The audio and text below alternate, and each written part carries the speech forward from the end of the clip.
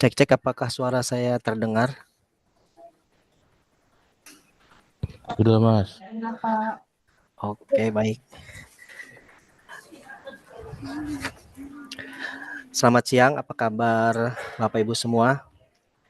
Terima kasih untuk Bapak Ibu yang berkenan hadir pada siang hari ini untuk memastikan coaching klinik ini diikuti oleh seluruh satuan kerja. Izinkan saya melakukan presensi. Untuk Bapak atau Ibu yang satuan kerjanya merupakan perwakilan dari provinsi atau unit kerja yang saya sebutkan, mohon untuk menjawab hadir. Baik, akan saya mulai absennya. Biro Perencanaan dan Kerjasama,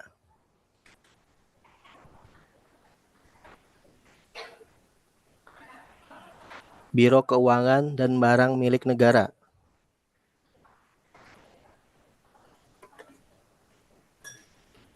Biro Hukum. Kalau ada perwakilan hadir, mohon dijawab hadir ya. Biro Hubungan Masyarakat dan Protokol,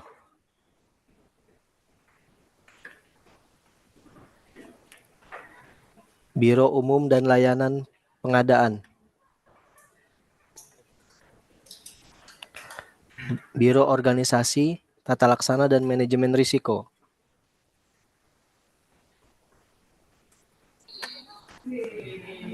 Direktorat Jenderal Tata Ruang, Direktorat Jenderal Survei dan Pemetaan Pertanahan dan Ruang. Hadir, Mas. Baik, terima kasih. Direktorat Jenderal Penetapan Hak dan Pendaftaran Tanah, Direktorat Jenderal Penataan Agraria,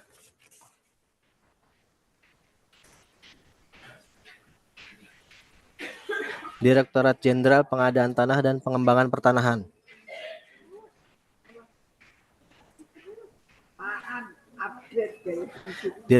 Direktorat Jenderal Pengendalian dan Penertiban Tanah dan Ruang, Direktorat Jenderal Penanganan Sengketa dan Konflik Pertanahan, Badan Pengembangan Sumber Daya Manusia,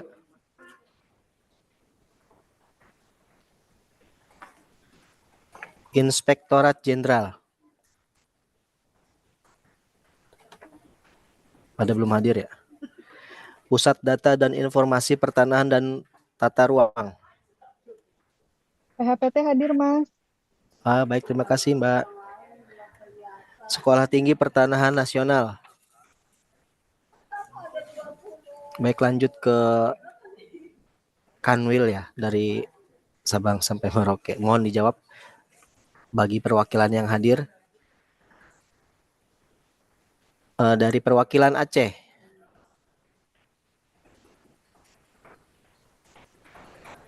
Sumatera Utara. Hadir, Mas. Baik, terima kasih. Sumatera Barat,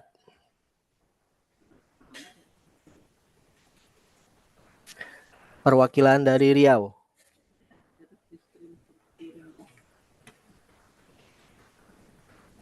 Kepulauan Riau,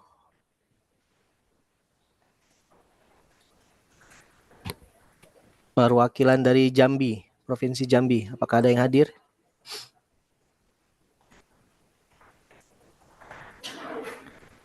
Perwakilan dari Provinsi Bengkulu. Hadir. Terima kasih Mas. Perwakilan dari Provinsi Sumatera Selatan. Dari Kepulauan Bangka Belitung. Hadir, Mas Al. Terima kasih. Dari Provinsi Lampung.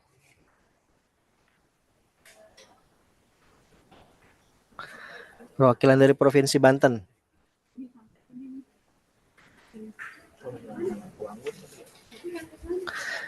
Dari Provinsi DKI Jakarta.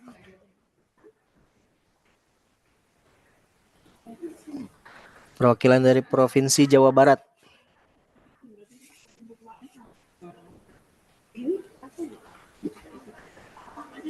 Provinsi Jawa Tengah. Apakah ada yang hadir? Lanjut ke daerah istimewa Yogyakarta. DIY hadir. Terima kasih. Terima kasih. Provinsi Jawa Timur.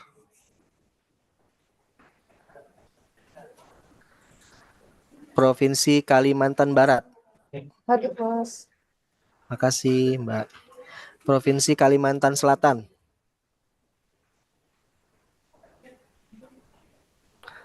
Provinsi Kalimantan Tengah. Terima kasih. Provinsi Kalimantan Utara.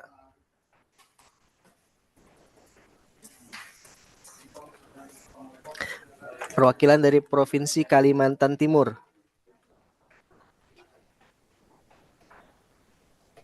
Masih banyak yang belum hadir ya. Provinsi Bali. Apakah ada yang hadir dari Bali? Provinsi Nusa Tenggara Barat. NTB hadir, Mas. Nah, terima kasih, Mbak. Provinsi Nusa Tenggara Timur. Provinsi Sulawesi Barat. Provinsi Sulawesi Selatan.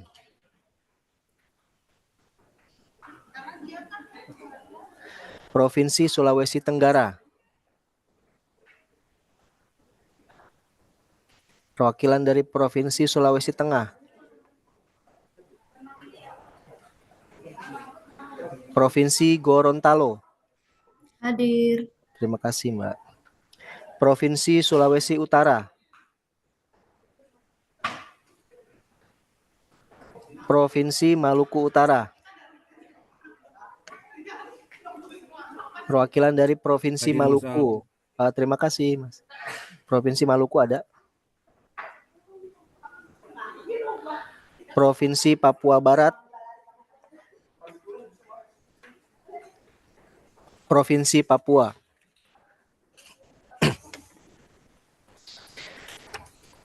Baik Bapak Ibu semua, coaching klinik akan kita mulai pada hari ini. Assalamualaikum warahmatullahi wabarakatuh.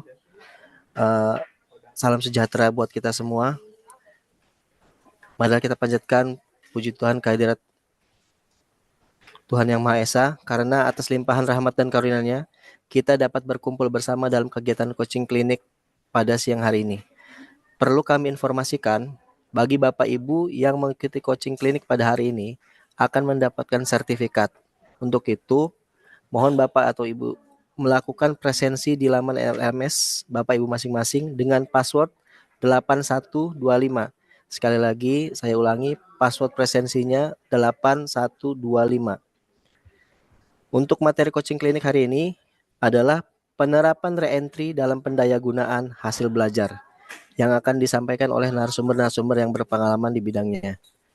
Coaching klinik hari ini akan berlangsung kurang lebih selama 2 jam dengan urutan sebagai berikut. Yang pertama pembukaan, kedua pemaparan materi pertama oleh Mbak Fitri Nur Cahyani ST, ketiga pemaparan materi kedua oleh Mas Wahyu Hidayat ST, keempat diskusi atau tanya jawab, yang terakhir adalah penutup.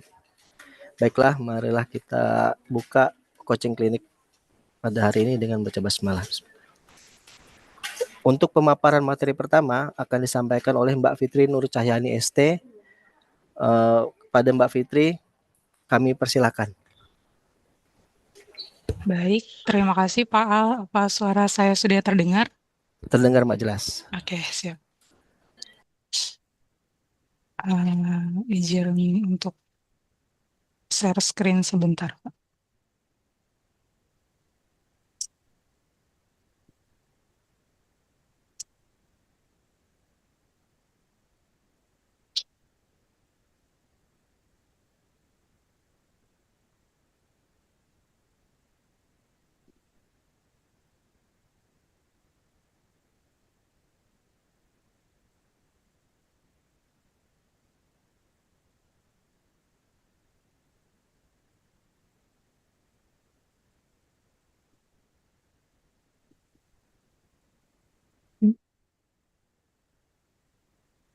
Sendiri kan.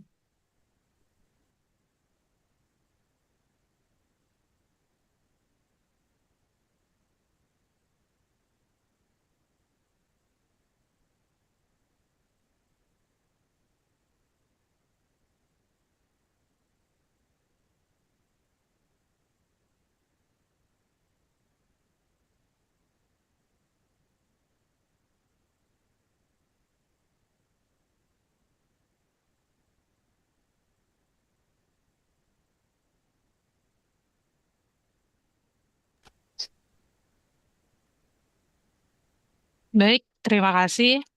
Assalamualaikum warahmatullahi wabarakatuh. Selamat siang, Bapak Ibu sekalian. Terima kasih atas kesempatan yang diberikan kepada saya dalam sharing session hari ini. Perkenalkan, nama saya Fitri Nur Cahyani, dan pada kesempatan ini saya akan membawakan materi dengan judul Scholarship Preparation, yaitu Plan, Prepare, dan Apply.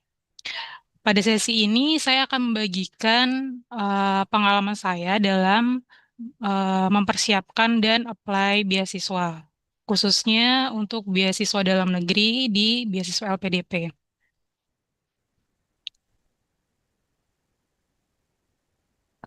Kemudian kita mulai untuk pemaparan pada kali ini. Kita mulai dari hal yang paling penting, yaitu yang paling dasar dalam mempersiapkan beasiswa, yaitu motivasi gitu. Karena banyak orang yang sebenarnya memiliki keinginan besar untuk melanjutkan pendidikan gitu, tapi tidak kunjung segera direalisasikan. Nah, motivasi di sini itu menjadi penting yang akan menjadi penguat langkah dalam proses persiapan yang panjang. Dalam mulai dari memilih beasiswa, kemudian melengkapi berkas yang diperlukan, hingga pada sampai tahap ke penerimaan. Nah, sebelum kita masuk ke dalam hal teknis dalam persiapan beasiswa, kita perlu mengetahui alasan atau motivasi gitu. Kenapa kita lanjut studi atau beasiswa apa yang kita inginkan gitu. Motivasi di sini ada banyak hal, tergantung kepada pribadi masing-masing gitu ya Bapak Ibu. Nah, motivasi ini misalnya terkait personal motivation gitu. Seperti yang kita ketahui bahwa penempatan di ATR BPN ini kan di seluruh Indonesia gitu. Jadi mungkin personal motivation-nya mungkin keinginan untuk lebih dekat dengan keluarga gitu karena penempatan yang jauh dari home base, atau eh, merasa adanya knowledge gap gitu. Jadi kemampuan dan pengetahuan yang kita miliki saat di kantor itu ada gap dengan yang dibutuhkan. Hal ini bisa terjadi ketika kita dipindah tugaskan gitu ke bidang pekerjaan yang baru dan berbeda dari pengalaman sebelumnya. Kemudian kita merasa perlu meningkatkan kemampuan dan memperdalam pengetahuan yang kita miliki. Nah, motivasi ini tuh menjadi penting sebagai pondasi dari seluruh proses persiapan beasiswa. Karena kenyataannya berkas yang dipersiapkan itu banyak, kemudian prosesnya itu panjang dan membutuhkan waktu serta energi yang tidak sedikit begitu. Nah, karena tanpa motivasi yang kuat dan jelas, kita tuh akan mudah untuk menunda atau kehilangan fokus di tengah jalan, atau bahkan berhenti gitu ya, tidak melanjutkan proses dalam persiapan beasiswa gitu. Maka motivasi ini membantu kita tetap konsisten gitu dalam menyelesaikan segala tahapan yang ada. Nah, selanjutnya setelah kita sudah memiliki motivasi yang jelas gitu, yang kuat, selanjutnya kita perlu menentukan terkait jurusan apa yang ingin kita ambil. Nah, ada beberapa hal yang bisa diperhatikan gitu untuk memilih jurusan apa. Yang pertama itu keinginan untuk sekolah di dalam negeri atau di luar negeri gitu, atau bahkan bisa keduanya gitu. Nah, kemudian yang di mana pilihan ini kan mempunyai konsekuensi yang berbeda, mulai dari persyaratan bahasa, kemudian biaya hidup, hingga proses pendaftarannya. Jadi, pilih sesuai dengan kebutuhan dan kesiapan. Kemudian selanjutnya, pilih universitas tujuan. Untuk memilih universitas tujuan ini, kita bisa memilih beberapa universitas target. Dan pastikan universitas tersebut mempunyai reputasi yang baik begitu. Nah, setelah universitas tujuan, kita menentukan jurusan atau konsentrasi yang dipilih sesuai dengan kebutuhan pengembangan kita. Nah, misalnya seperti linier dengan jurusan pada waktu S1 gitu, atau mungkin bisa memilih, jadi kalau misalnya di ITB itu ada kelompok keahlian gitu. Jadi kita bisa memilih dari program studi tertentu, kemudian kita memilih lagi kelompok keahlian mana yang kita minati begitu. Nah, yang keempat ini penting khususnya bagi ASN, yaitu memastikan program studi yang dipilih itu sesuai dengan ketentuan gitu. Jadi kalau nggak salah ada permennya begitu ya Bapak Ibu terkait kesesuaiannya. Nah, hal ini itu berkaitan dengan untuk mendapatkan rekomendasi dari SDM. Karena pilihan studi kita kuat, kemudian secara administrasi dan relevansinya secara profesional gitu. Ini juga akan memberikan kemudahan untuk kita untuk mendapatkan rekomendasi gitu.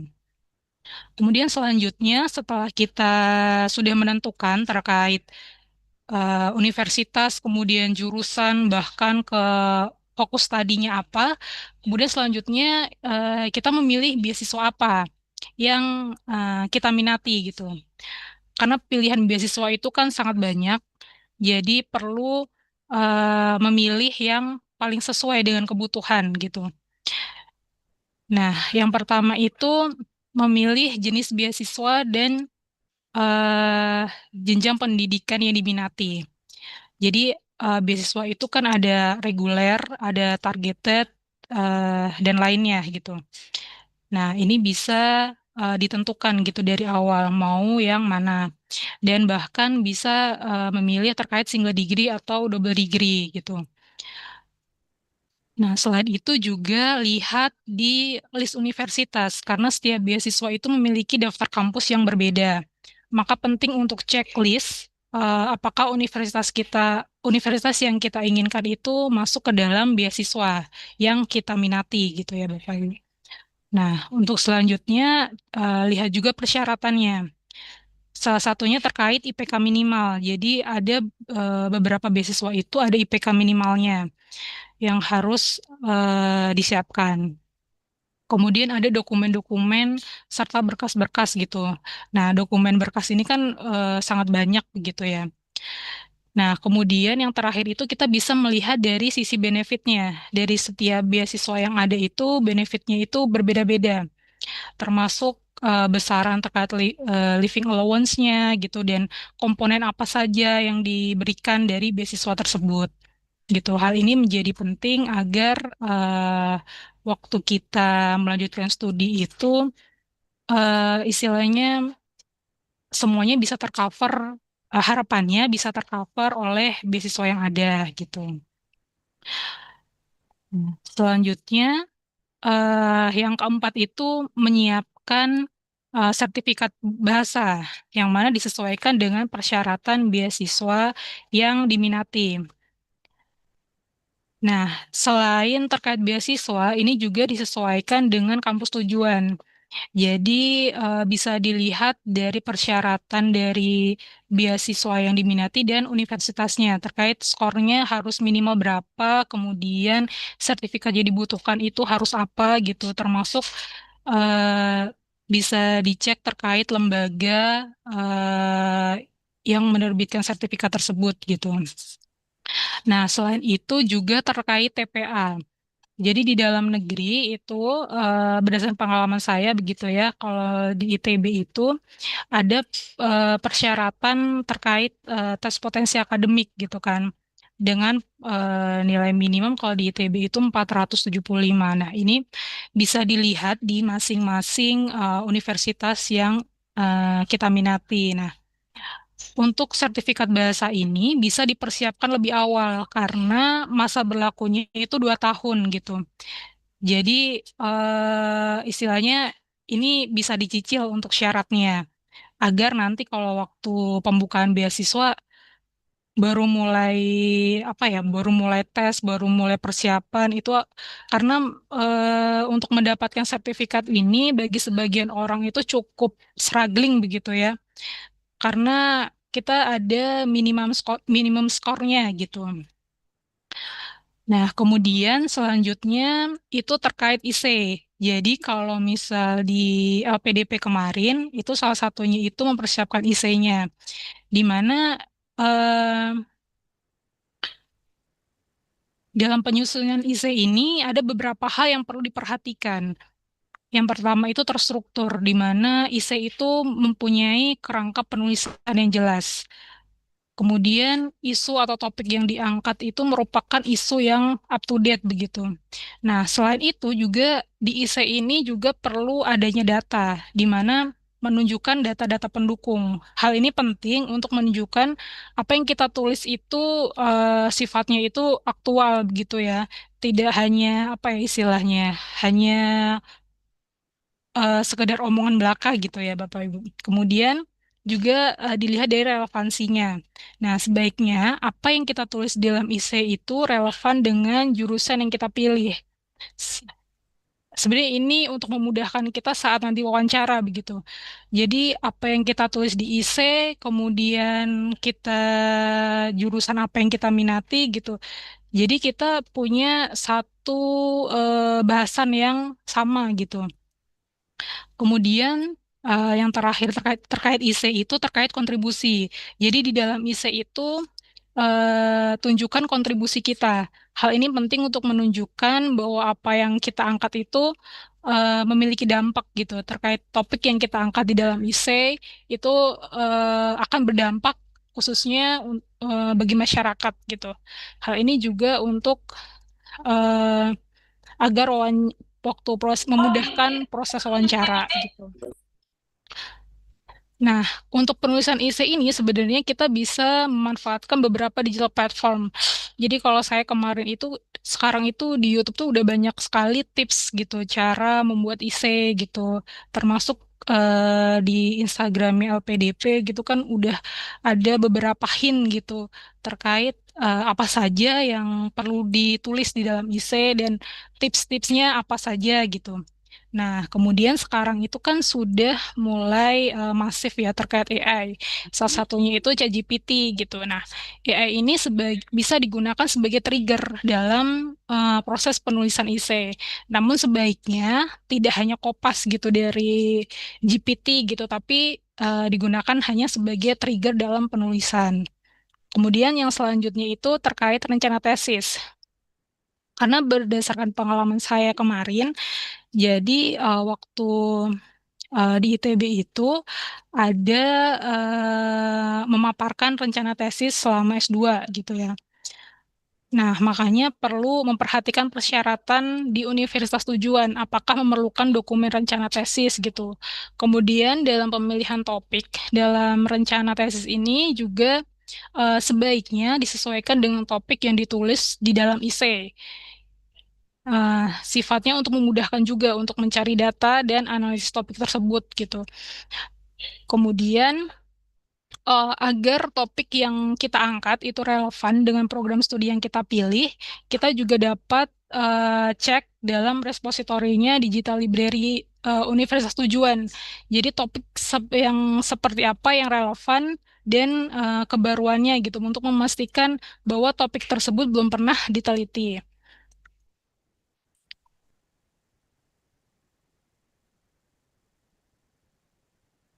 Nah, kemudian yang poin 7 yaitu terkait dokumen pendukung.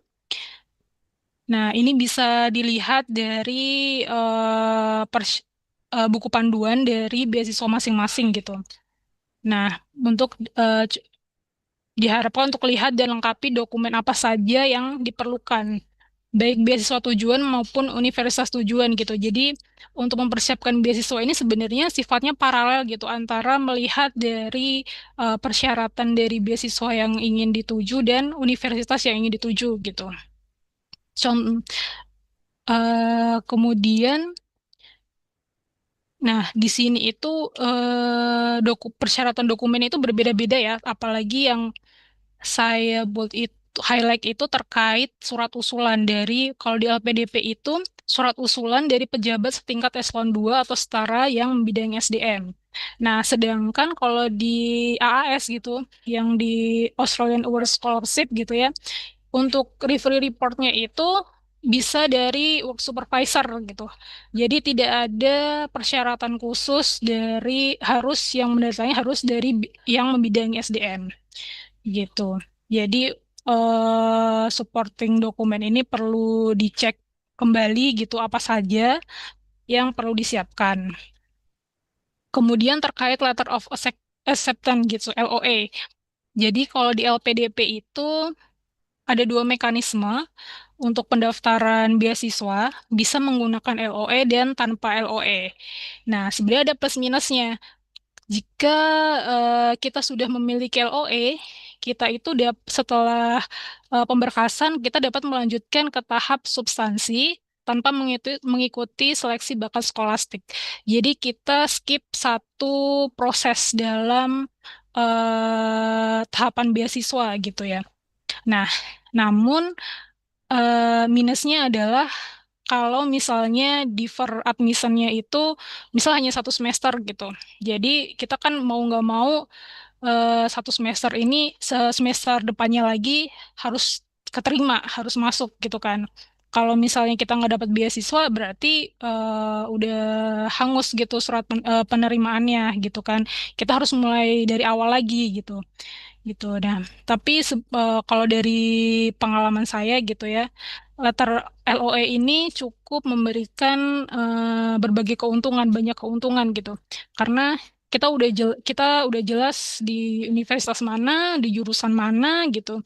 Bahkan kita sudah istilahnya udah mulai mencari-cari terkait dosennya siapa aja, topik-topik terkait tesisnya itu seperti apa. Nah, ini itu sebenarnya untuk memudahkan nanti waktu proses wawancara.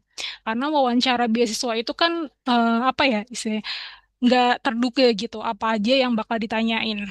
Termasuk bahkan ada pertanyaan terkait bagaimana terkait dosen pembimbing nanti gitu. Apakah ada minat di dosen tertentu, kemudian bagaimana terkait mata kuliahnya, apakah mendukung pada pekerjaan saat ini, seperti itu. Nah, sebenarnya menurut saya LOE ini cukup menguntungkan dan cukup membantu gitu ya, karena kita istilahnya udah jelas gitu di univ mana, jurusan mana, dan terkait mata kuliahnya seperti apa gitu. Dan ditambah lagi kita dapat skip satu tahapan gitu di LPDP gitu ya. Jadi dari pemberkasan, setelah pemberkasan dinyatakan lolos gitu ya, kita langsung ke seleksi wawancara gitu, tanpa bakat skolastik gitu. Nah, kemudian untuk poin terakhir itu terkait uh, apply beasiswanya gitu. Ada dua hal penting gitu ya yang perlu diperhatikan dalam proses beasiswa. Yang pertama itu cek tanggal dibuka dan ditutupnya beasiswa tersebut. Nah, yang kedua yaitu cek buku panduan beasiswa terkait dokumen apa saja yang perlu disiapkan, kemudian bagaimana tahapannya, kemudian dan lainnya. Nah, di sini itu kalau tips dari saya adalah jangan malas untuk mencatat gitu ya. Kadang kalau kita cuma baca gitu, oh ini aja nih persyaratannya, habis itu nanti kita lupa gitu. Nah, kalau saya itu tipsnya adalah membuat satu catatan khusus gitu ya untuk beasiswa. Misal LPDP itu syaratnya apa aja gitu, atau misal AAS itu syaratnya apa aja. Kemudian universitas tujuan itu syaratnya apa aja begitu ya. Jadi intinya sih kalau dari saya jangan malas untuk mencatat gitu ya. Kemudian yang kedua itu terkait sharing. Jadi ini tuh sebenarnya cukup eh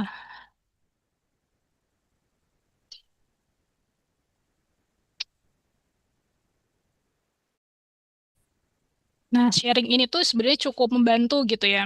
Kita, misalnya kita kalau saya itu kemarin mencari relasi yang sama-sama yang mendaftar LPDP, sama-sama yang mendaftar ITB gitu ya. Kemudian mencari juga orang yang sudah keterima di batch sebelumnya. Jadi saya itu daftar di batch 1. Jadi saya itu mencari relasi yang baru keterima di batch 2. Jadi kalau kita tanya kan istilahnya masih hangat gitu ya. Apa yang mereka lalui itu masih ingat gitu. Jadi ini cukup apa ya banyak informasi yang kita dapatkan dari pengalaman-pengalaman sebelumnya. Nah, kemudian selain itu juga terkait mentoring. Jadi sebenarnya banyak sekali lembaga-lembaga termasuk misalnya LPDP ITB gitu ya, Kelurahan LPDP ITB gitu ya, itu membuka mock up untuk beasiswa LPDP gitu. Nah, di sini tuh perlunya kita juga perlu mengikuti mentoring. Ini untuk mendapatkan masukan gitu terkait isi yang sudah kita buat gitu ya. Kemudian bagaimana proses wawancara yang nantinya mungkin eh, apa saja pertanyaan yang mungkin akan dilakukan, yang akan ditanyakan oleh pewawancara gitu. Nah, mungkin cukup sekian dari saya untuk scores preparation-nya. Baik, terima kasih Pak. Baik, terima kasih Mbak Fitri atas pemaparan materinya. Bisa disimak juga oleh Bapak Ibu semua bahwa dari pemaparan Mbak Fitri tadi kita dapat menarik kesimpulan ada motivasi, tips memilih esai, multimedia support. Intinya yang pertama itu kita harus mempunyai motivasi dalam melanjutkan ke jenjang pendidikan yang selanjutnya. Baik, untuk materi yang selanjutnya akan dibawakan oleh Mas Wahyu Hidayat ST. Kepada Mas Wahyu, dipersilakan Mas.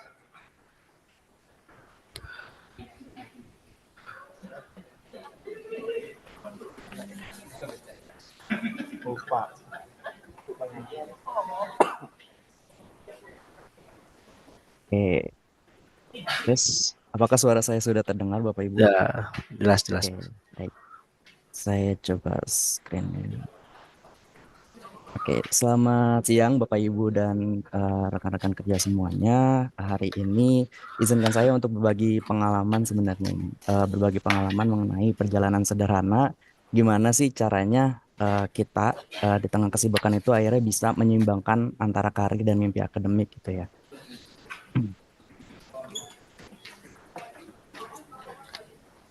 Nah, di sini teman-teman mungkin bisa lihat nih, kalau misalnya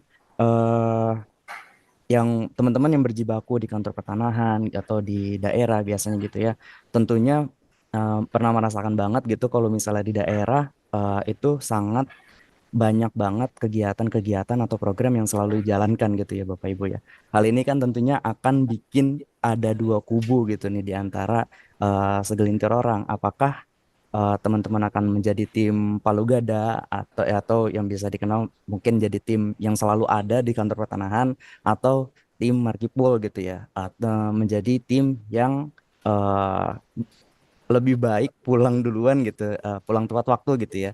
Nah, saya ingin bercerita mengenai hal ini gitu karena memang saya dulu bekerja di kantor pertanahan Kabupaten Siak, Provinsi Riau gitu.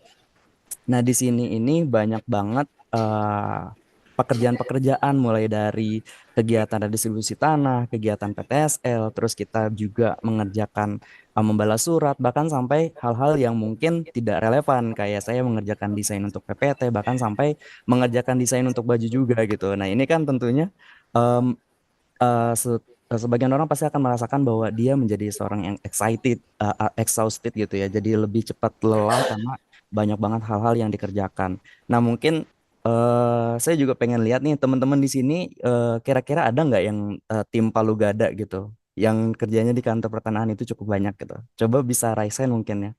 Pengen tahu. Ada nggak? Oh nggak.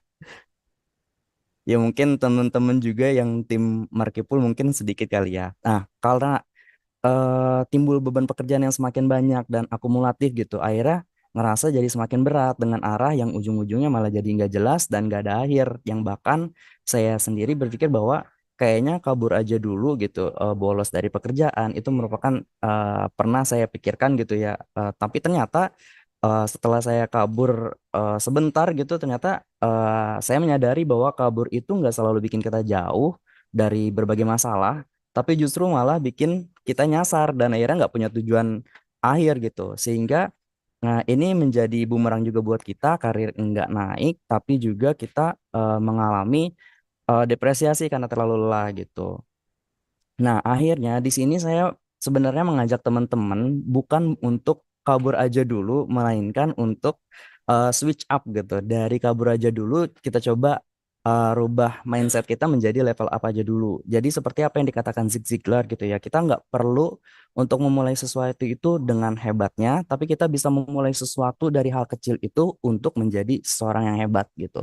Jadi level up di sini definisinya sebagai kita di kantor pertanahan atau di daerah Kanwil gitu bekerja dengan giat dan loyalitas untuk bisa mendapatkan pengalaman-pengalaman yang memang bermanfaat, dan terutama juga ketika kita tugas belajar tentunya nanti akan sangat terpakai karena memang ketika tugas belajar ketika kita mencari beasiswa, ketika interview atau wawancara beasiswa itu sangat membutuhkan hal-hal yang seperti ini gitu.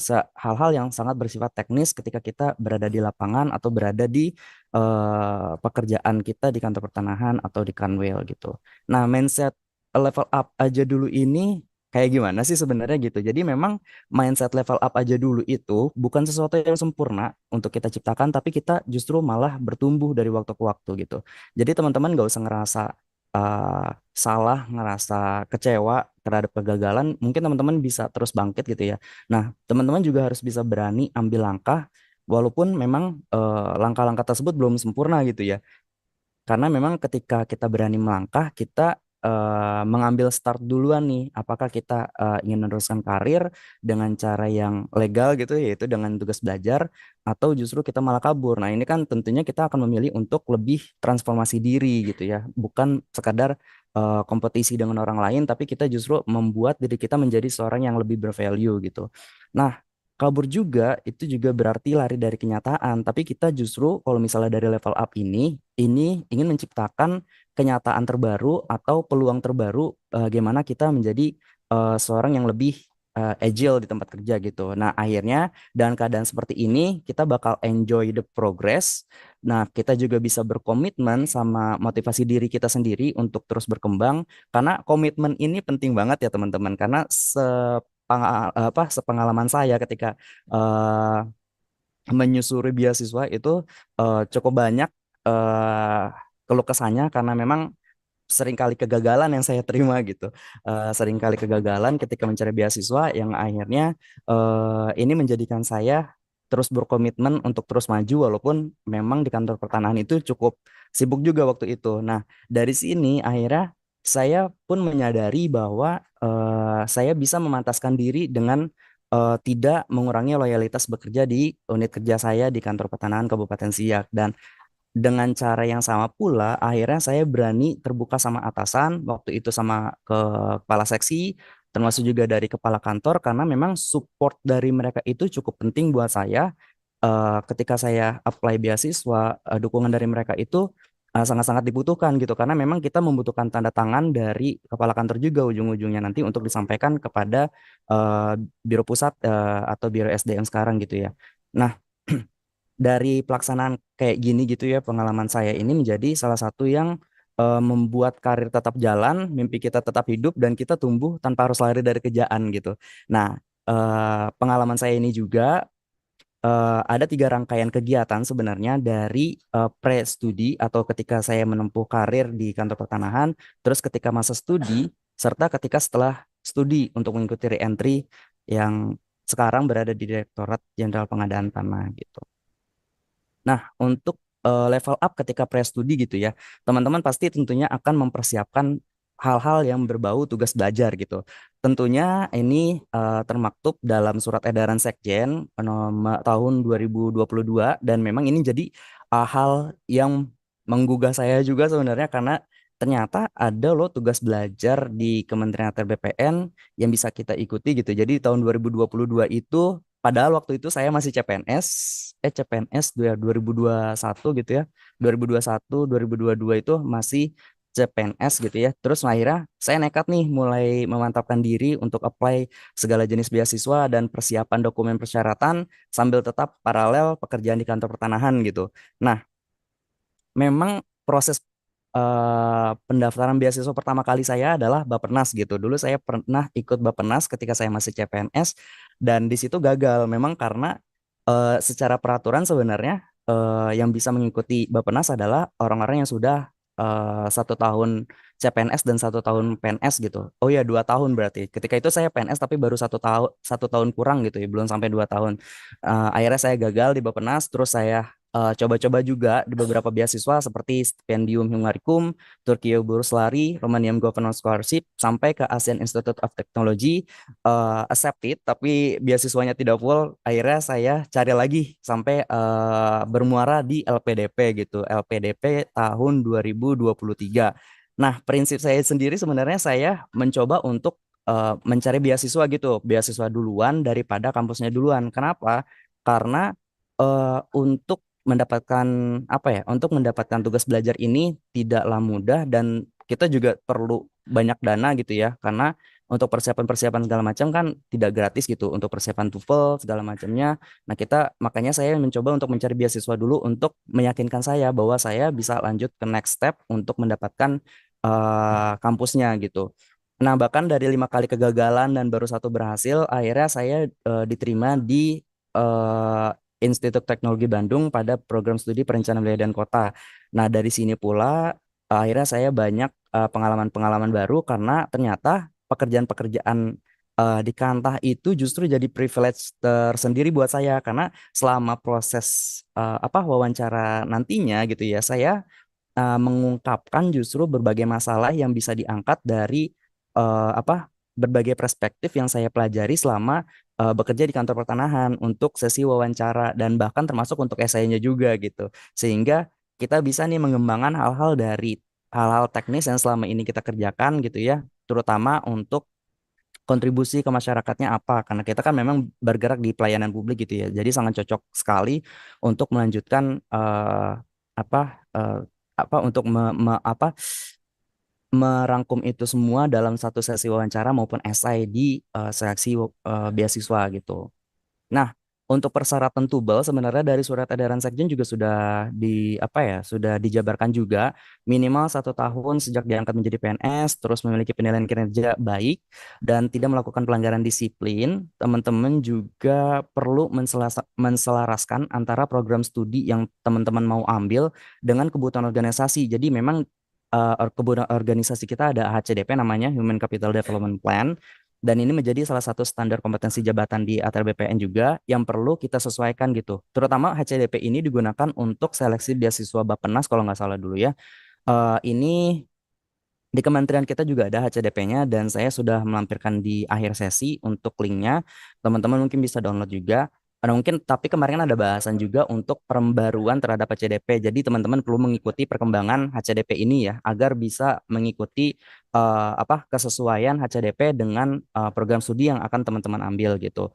Nah, permohonan tugas belajar juga paling lambat itu dilakukan sebelum masa perkuliahan gitu. 6 bulan setelah memulai perkuliahan itu sudah batas maksimum banget sebenarnya dan membuat berbagai surat pernyataan bermaterai. Nah, ini yang cukup banyak dikeluhkan sebenarnya dari teman-teman daerah gitu ya, karena kan dari daerah saya di Kantah perlu koordinasi ke Kanwil dan perlu koordinasi sampai ke pusat juga gitu. Dari Kantah sampai ke Kanwil saya dulu menyiapkan berbagai surat pernyataan juga, ada surat pernyataan, terus ada surat usulan tugas belajar, terus ada lampiran penerimaan beasiswa LPDP-nya, terus lampiran LOA, Letter of Acceptance dari kampusnya, serta surat usulan dari eselon 2. Nah, teman-teman mungkin yang perlu dipersiapkan pertama kali adalah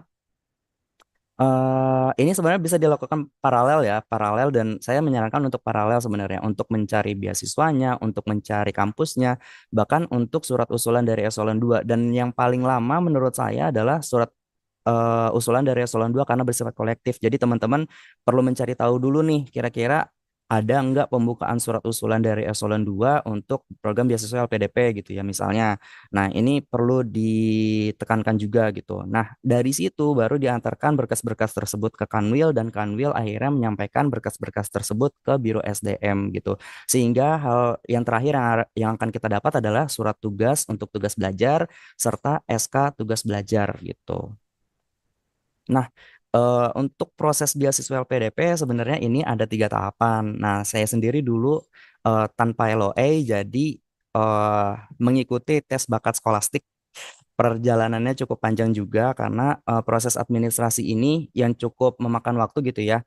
Administrasi menyiapkan tes TOEFL gitu. Bahkan saya dulu ketika mempersiapkan TOEFL juga saya sedang berada PTSL yang jaraknya 3 jam dari kantor pertanahan itu sendiri, sehingga saya pernah bolak-balik hanya untuk ngambil buku TOEFL gitu ya, untuk belajar TOEFL yang akhirnya saya belajar di posko PTSL waktu itu gitu. Nah ini jadi pengalaman yang cukup unik sih sebenarnya. Akhirnya saya terus ikut tes bakat skolastik. Menurut saya tes bakat skolastik ini susah banget karena ternyata soal-soal dari TBS ini lebih sulit daripada soal-soal dari TPA yang ada di Bappenas. Jadi saya sarankan teman-teman kalau emang nggak mau ketemu TBS, saya sarankan teman-teman udah punya LOA kampus tujuannya agar tidak ketemu TBS bisa langsung wawancara gitu ya. Nah akhirnya saya mengikuti sesi wawancara. Wawancara itu dulu hampir 1 jam karena memang menceritakan berbagai hal yang saya kerjakan selama di kantor pertanahan gitu dulu, lebih arahnya itu lebih banyak kegiatan-kegiatan seperti reforma agraria dan bagaimana mengaktualisasikan diri selama pekerjaan tersebut saya kerjakan gitu. Nah, ini beberapa strategi karena memang untuk beasiswa LPDP ini tadi sudah sangat dijelaskan ya oleh Mbak Fitri gitu ya, sehingga tidak perlu dijelaskan lebih panjang lebar lagi gitu. Saya mungkin memberikan beberapa strategi sedikit aja. Yang pertama mungkin teman-teman perlu buat checklist realistis. Checklist realistis ini bisa dalam bentuk eh, apa-apa saja yang perlu kita lakukan, terus buat timelinenya juga teman-teman bisa tempel di tembok. Nah kalau teman-teman yang pernah ke kosan saya mungkin pernah lihat juga nih dulu, ada Bang David juga pernah lihat dulu bagaimana di kosan saya itu penuh dengan tempelan-tempelan checklist realistis saya untuk mengejar beasiswa ini gitu. Terus yang kedua teman-teman juga perlu riset program studi dan kampus gitu ya, karena ini penting juga kan kita harus menyesuaikan antara program studi dengan dokumen HCDP. Jadi memang harus searah tujuan kementerian kita mau arahnya kemana gitu. Terus mulai tulis esai dan persiapan dokumen. Jadi memang esai ini cukup cukup tricky karena memang esai ini ditulis kalau bisa jangan mepet gitu ya. Saya sendiri dulu menulis dari tahun 2022 baru rampung 2023 gitu. Jadi memang untuk proses esai ini memakan waktu banyak agar esai yang kita tawarkan bisa lebih menjual untuk seleksi beasiswa gitu ya. Nah, teman-teman juga perlu jaga mental dan niat karena pekerjaan di kantor pertanahan itu cukup banyak. Biasanya kita bakal mati di tengah jalan gitu. Sehingga teman-teman harus bisa mengendalikan diri untuk tetap menjaga mental dan niat, dan kalau misalnya gagal terus coba lagi aja gitu. Nggak usah takut terhadap kegagalan gitu. Seimbangkan pekerjaan dan persiapan. Kalau misalnya gagal terus bangkit, ya terus pahami juga tujuan LPDP dan sinkronkan dengan HCDP kementerian. Nah, kita juga perlu tahu dan bagaimana kita membuat diri kita menjadi seorang yang memiliki value bahkan sekecil apapun itu gitu. Sekecil apapun itu kayak kita ngerjain hal kita memberikan pelayanan sertifikat ke masyarakat, itu udah salah satu value yang sebenarnya kita bisa tawarkan ketika wawancara nanti gitu. Dan terakhir mungkin lebih baik kita memantaskan diri menjadi awardee daripada kita sibuk mencari kiat-kiat untuk lulus LPDP gitu, karena saya yakin kalau misalnya teman-teman meningkatkan value selama bekerja di kantor gitu ya, di unit kerja masing-masing gitu, teman-teman udah memantaskan diri. Dan kalau misalnya teman-teman udah punya value ini dan ketika wawancara teman-teman nggak bakal bisa akan sulit juga untuk dijatuhkan oleh pewawancara ketika seleksi wawancara berlangsung, karena memang wawancaranya nanti akan ada 3 orang gitu ya.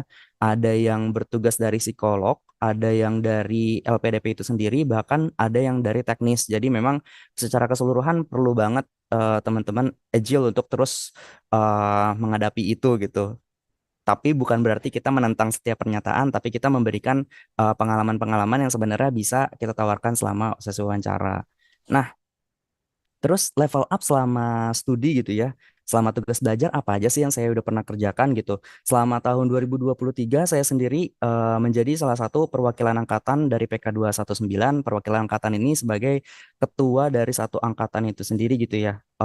Bersama 4 orang lainnya dari berbagai negara gitu. Yang kedua, mengikuti pemilu LPDP ITB 11, terus bantu teman-teman juga yang mau masuk ITB dengan memberikan mock-up substansi LPDP kepada teman-teman.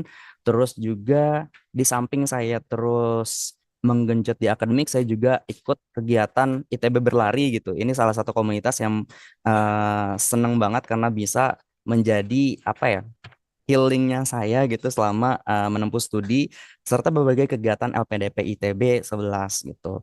Nah, di tahun 2024 juga saya juga cukup aktif menulis gitu ya, terutama untuk beberapa jurnal seperti Community Development Journal dan ini tembus Q2. Terus juga ada beberapa dari Sinta 5 bahkan Sinta 3 dari kajian lahan yang ada di Kabupaten Bogor, termasuk juga dari berbagai kebijakan yang ada di kantor pertanahan. Nah, akhirnya pada tahun 2024 saya memberanikan diri untuk approach konferensi internasional karena memang LPDP mencakup biaya ini gitu. Jadi saya bisa ke luar negeri gratis dengan mengikuti Third International Conference on Multidisciplinary Approach for Sustainable Society. Jadi memang saya berfokus dulu waktu itu memberikan pengalaman bagaimana menyelesaikan permasalahan reforma agraria yang ada di Desa Buatan 2 di Kabupaten Siak gitu. Dan ini bersama teman-teman akhirnya bisa menyampaikan ini kepada halayak luas gitu ya, terutama untuk secara internasional gitu di Singapura. Dan dari situ juga saya menjadi member Global Research Alliance for Integrative Solutions and Innovations yang berdomisili di India gitu. Nah, pada tahun terakhir akhirnya saya lebih fokus banyak mengerjakan tesis dengan topik tesis saya sendiri adalah kajian zona nilai tanah yang berbasis 3D model pada penilaian pajak tanah dan properti di kawasan wisata Braga. Nah, ini cukup jomplang karena sebelumnya saya berada di seksi penataan dan pemberdayaan, tapi saya justru mengambil topik yang eh pindah bidang gitu sebenarnya. Tapi saya sendiri tertarik karena memang kan waktu itu sedang ramai-ramainya ya PBB di masyarakat itu tinggi. Nah, saya cukup tertarik untuk mengambil kebijakan atau mengkaji kegiatan-kegiatan ini gitu yang berkaitan dengan zona nilai tanah. Nah, ini salah satu hasil dari penelitian tersebut gitu ya, di mana ZNT existing yang terjadi lebih banyak kan urban corridor gitu, mengikuti pola jalan, harga nilai tanahnya, tapi ternyata ketika di kawasan wisata ini jadi coraknya berubah gitu, karena ketika di kawasan wisata bukan permukiman lagi yang kita lihat, bukan pertanian dan non pertanian, tapi yang kita lihat adalah bagaimana tingginya aktivitas di situ sehingga bisa meningkatkan nilai jual gitu. Sehingga kawasan-kawasan yang di sepanjang Jalan Braga ini meningkat drastis gitu ya. eh sehingga persebarannya cukup terpusat pada kawasan-kawasan yang memang memiliki nilai wisata yang tinggi gitu.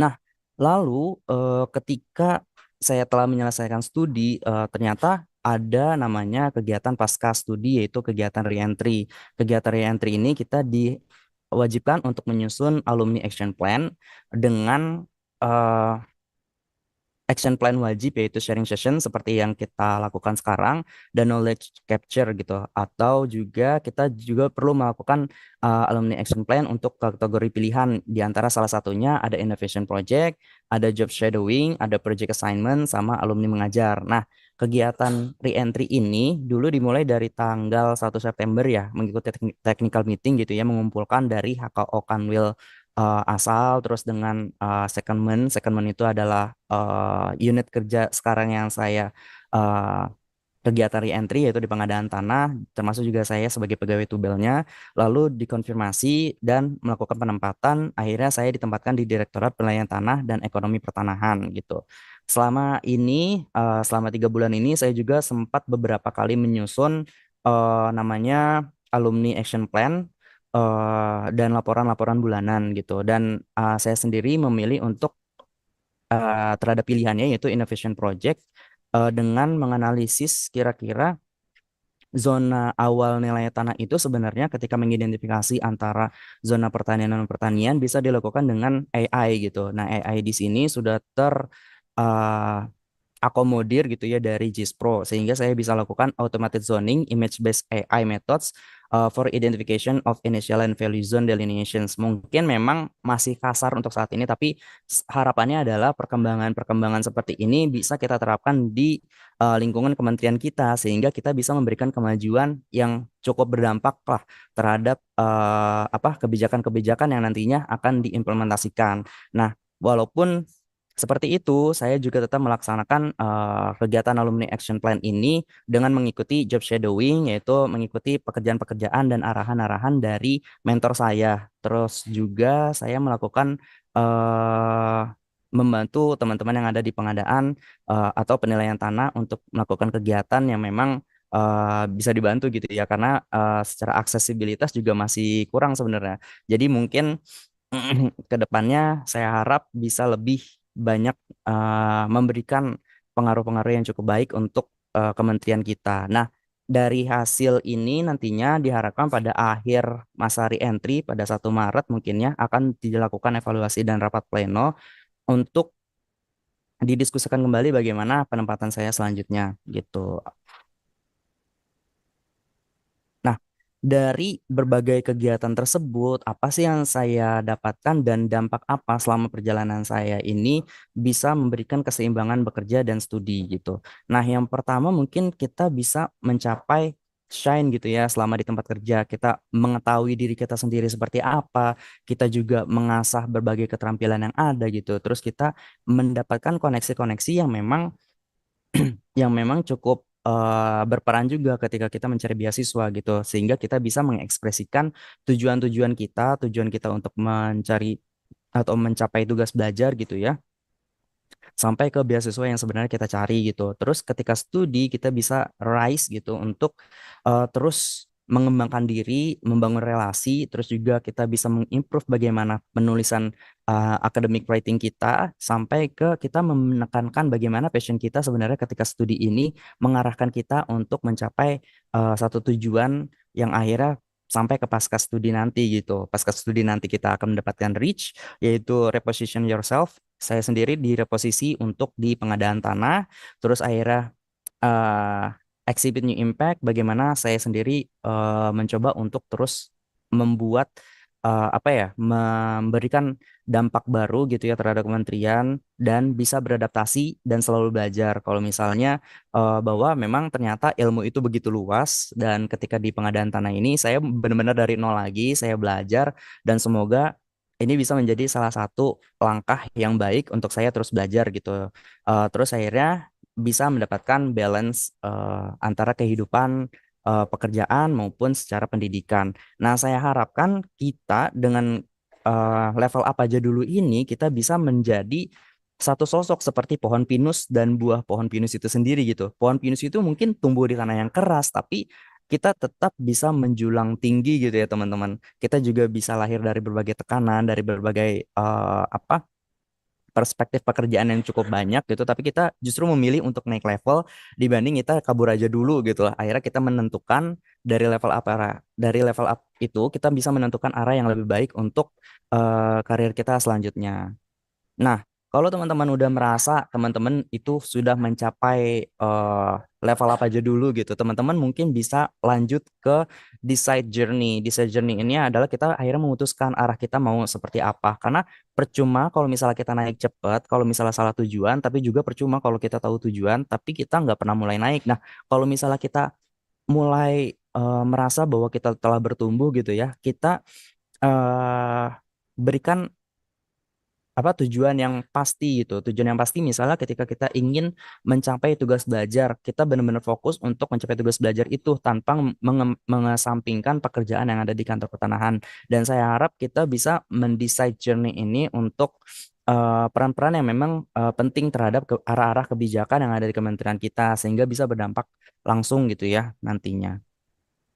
Nah, kalau teman-teman lagi pengen kabur terus ngerasa tandanya teman-teman itu sebenarnya udah siap naik level. Jadi coba deh teman-teman temuin atau discover your passion, temuin passion teman-teman dan coba berikan dampak positif terhadap ATR BPN yang lebih baik gitu. Nah, Ini mungkin quote satu lagi dari Kak Zafira. Ini salah satu motivator saya selama saya mencari beasiswa, karena beliau juga dulunya gagal akhirnya bisa berhasil pada satu tujuannya. Lebih baik kita gagal tapi pernah mencoba daripada nggak jadi apa-apa sama sekali karena nggak pernah nyoba sama sekali gitu. Oke, mungkin itu saja dari saya. Dan ini ada link yang teman-teman mungkin bisa akses untuk bahan-bahan terkait persiapan LPDP, mulai dari persiapan dokumennya, terus juga sampai ke TOEFL IELTS juga ada gitu ya, persiapan Bappenas juga ada, termasuk juga ada ebook di dalamnya. Mungkin cheer ups, teman-teman tetap semangat dan see you on the next level. Thank you. Saya kembalikan kepada moderator. Terima kasih Mas Wahyu Dayat, penyampaiannya luar biasa sekali. Baik buat teman-teman semua, Bapak Ibu, tentang LPDP atau entry ini kan terkait dengan pendidikan ke jenjang S2 ya Mas Wahyu ya, Mbak. Putus Jadi mas suaranya mas. gimana, kedengaran nggak? Udah. Apakah suara saya jelas? Iya, sudah jelas mas. Jadi buat teman-teman semua yang ketika diterima PNS yang masih di SMA ataupun D1, intinya harus tetap semangat ya Mas Wahyu ya. Jangan putus asa. Teruskan dulu pendidikan sampai S1-nya, udah gitu baru ikut LPDP buat S2 biar kayak Mas Wahyu dan Mbak Fitri Nur Cahyani.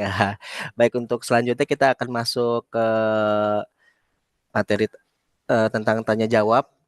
Untuk Bapak, Ibu atau teman-teman semua yang ingin bertanya kepada Mbak Fitri atau Mas Wahyu Hidayat, silakan raise hand dari Zoom Bapak Ibu masing-masing.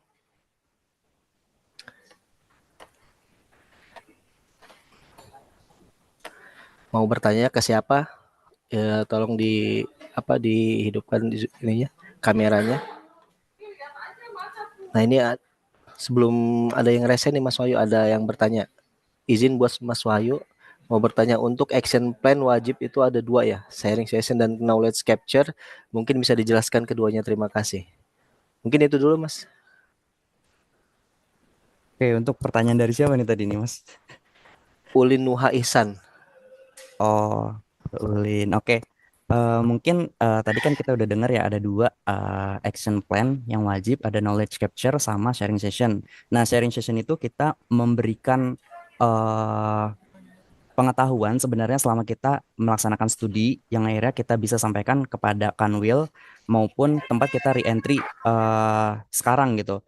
Nah, selain itu juga kita bisa memberikan pengalaman-pengalaman sebenarnya yang mungkin berkaitan dengan target unit kerja yang akan kita tuju gitu. Nah, ini menjadi salah satu bagaimana adopsi terhadap pengalaman kita selama kuliah bisa kita adopsi di pengalaman kita selama bekerja gitu. Ini salah satu sharing sessionnya. Nah, hal sharing session ini seperti yang kita lakukan saat ini gitu. Ini salah satu bentuk sharing session juga yang bisa kita lakukan, di mana pengalaman-pengalaman ketika kita kuliah bisa kita sampaikan kepada teman-teman untuk bisa memotivasi teman-teman untuk lebih lanjut. Nah, sedangkan knowledge capture ini lebih banyak ke arah bagaimana kita bisa menyerap, absorb terhadap pengetahuan-pengetahuan unit kerja yang kita dalami gitu. Karena memang ketika saya sendiri gitu ya, saya sendiri kan dulunya di penataan dan pemberdayaan gitu, tiba-tiba melompat ke penilaian tanah. Ini kan banyak hal yang justru switch, akhirnya saya banyak belajar terhadap hal-hal baru gitu, terutama untuk bidang ekonomi, terus juga bagaimana kita mulai pembuatan zona nilai tanah, terus pembaruan zona nilai tanah, bagaimana kita akhirnya mencari sampel. Nah, itu kan hal-hal baru yang sebenarnya cukup menjadi hal terbarukan bagi saya, dan ilmu itu saya serap gitu. Ini merupakan salah satu bentuk capture knowledge. Jadi perbedaannya itu, kalau sharing session kita memberikan pengetahuan yang kita punya. Nah, kalau misalnya kita knowledge capture itu lebih banyak kita menyerap berbagai peraturan, berbagai hal pekerjaan lah, pekerjaan yang ada di unit kerja selama kita melaksanakan Rianti gitu. Mungkin itu, apakah sudah menjawab?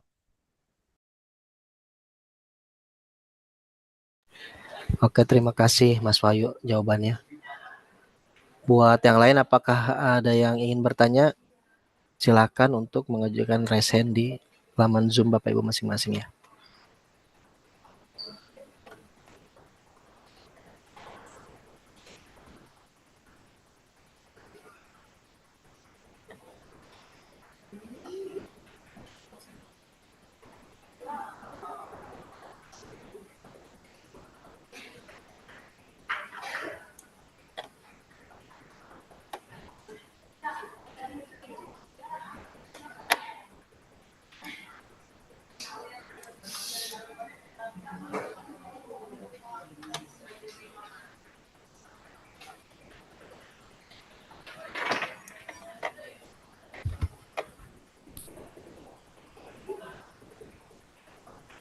Gimana teman-teman? Nggak ada yang mau bertanya lagi nih? Topiknya menarik loh.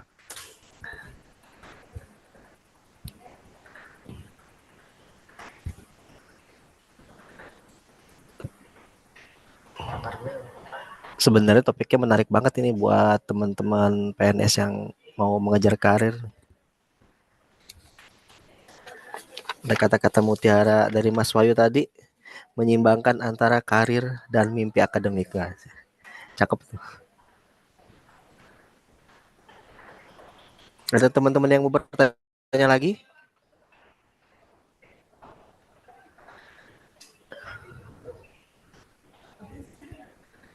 Bisa langsung raise hand. Mau bertanya ke siapa? Ke Mas Wahyu atau Mbak Fitri? Silakan.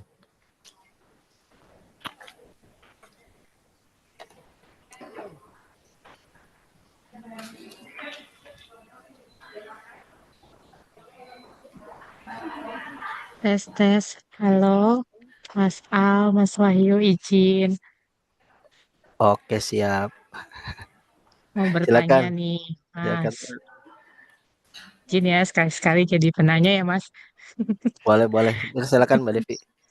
Oke, mau tanya ke Mbak Fitri. Kan tadi kalau Mas Wahyu sudah keluarkan apa ya, argumen bahwa kita kalau ada kabur aja dulu, better level up aja dulu gitu toh. Nah, kira-kira menurut Mbak Fitri setuju atau enggak dengan pernyataan itu kalau untuk Mbak Fitri dan untuk keduanya, kira-kira setelah katakanlah kan berarti Mas Wahyu selamat sama Fitri sudah selesai level up-nya nih, walaupun mungkin akan bisa nantinya level up lagi gitu kan. Nah, kira-kira setelah sudah level up one step, apakah ada target untuk level up selanjutnya atau bagaimana kira-kira ke depannya untuk Mbak Fitri dan Mas Wahyu? Terima kasih. Terima kasih Mbak Devi. Silakan Mbak Fitri dan Mas Wahyu dijawab. Dua-duanya ini, bertanya kedua-duanya. Ya, baik. Terima kasih Mbak Devi atas pertanyaannya. Jadi kalau Mas Wahyu tadi cukup sangat menarik gitu ya.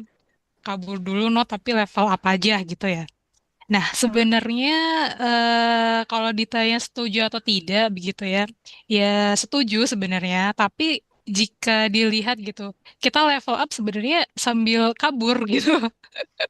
Jadi ya sangat setuju gitu kan. Karena kita istilahnya level up, kita menambah value kita gitu kan. Dan sedikit apa ya refreshing gitu ya dari rutinitas di kantor gitu. Jadi cukup apa ya cukup salah satu tips mungkin ya yang sedang mengalami burnout mungkin gitu ya. Mungkin level up menjadi salah satu tipsnya gitu. Nah, kalau setelah ini ya one step setelah S2 gitu ya Mbak untuk S3. Sejujurnya gitu setelah sidang sih tidak ada berencana untuk langsung S3 ya Mbak gitu. Tapi belum tahu nanti bagaimana apakah tiba-tiba wah mau daftar S3 lagi gitu. Daftar S3 gitu. Itu masih belum ada rencana untuk ke sana sih Mbak, tapi untuk menambah ilmu-ilmu itu sih pasti ada karena banyak ya. Bisa dari short course juga gitu, nggak harus dari pendidikan reguler S3 gitu kan gitu. Karena untuk S3 kan juga cukup lumayan ya untuk 4 tahunnya, 3 tahun 4 tahunnya gitu. Dan dari segi substansi juga cukup challenging juga di S3 gitu sih. Begitu Mbak untuk dari saya. Terima kasih Mbak Devi. Oke, izin melanjutkan juga nih. Terima kasih Mbak Devi atas pertanyaannya. Mungkin eh, setuju kan ya berarti ya kalau misalnya kita sebenarnya lagi level up, tapi aku juga sebenarnya setuju gitu. Sebenarnya emang awalnya itu karena burnout sebenarnya karena pekerjaan yang cukup banyak. Akhirnya saya memilih coba deh untuk kuliah kayaknya bisa sambil istirahat. Ternyata pas kuliah juga banyak juga pekerjaannya selama kuliah gitu. Banyak juga yang dikerjain, nulis esai gitu, nulis berbagai tulisan sampai kita submit dan itu lebih banyak jurnal-jurnalnya juga bahasa Inggris gitu ya, bikin kepala saya pusing juga sebenarnya waktu itu. Tapi dari situ saya akhirnya belajar sih bagaimana ternyata ilmu-ilmu itu banyak banget kita bisa pelajari dan kita bisa berkembang di dalamnya. Nah, kalau misalnya next forwardnya saya seperti apa, one step setelah saya kuliah tadi seperti sudah disampaikan, saya mengikuti reentry dulu. Tapi kalau misalnya untuk S3 gitu ya, saya memang belum ada kepikiran ke arah sana. Tapi kalau misalnya searching-searching S3 mungkin udah ada kali ya gitu ya. Tapi karena pertimbangannya mungkin 4 tahun, S3 itu cukup lama juga. Jadi saya sambil berjalan aja untuk menyesuaikan bagaimana nanti pekerjaan saya itu bisa lebih stabil dulu sehingga saya bisa tahu nih kira-kira kebutuhannya apa sih yang bisa saya implementasikan dan bisa saya tawarkan untuk mencari beasiswa selanjutnya gitu. Karena saya sendiri kalau misalnya untuk S3 nanti juga saya bakal cari beasiswanya dulu sih pasti gitu. Dibanding saya mencari S3-nya dulu gitu sih. Baik, terima kasih Mas Wahyu, Mbak Fitri. Semoga ilmu yang apa ya senantiasa bertambah gitu ya. Kiranya juga mendukung kinerja organisasi kita gitu ya untuk kemajuan instansi kita juga. Itu yang harapan kita gitu untuk Bapak Ibu yang juga tugas belajar. Jadi penerapannya terimplementasi gitu dari hasil belajarnya gitu kan dengan adanya sharing ini. Terima kasih Mas Mbak. Terima kasih Mbak Devi. Terima kasih Mbak Devi nanya. Mantep nih. Ada yang lain?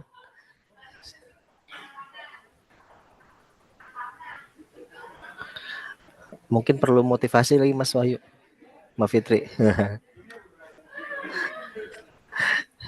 Ayo teman-teman yang lagi mau lanjut S2 atau kuliah lagi boleh tanya-tanya. Kita sharing kok di sini.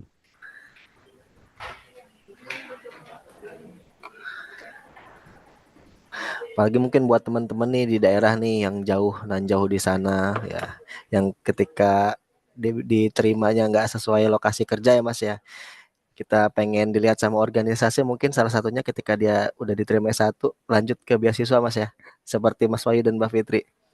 Akhirnya kan ke pusat nih. Program re-entry udah gitu nanti pasti levelnya up lagi nih. Jangan putus asa intinya.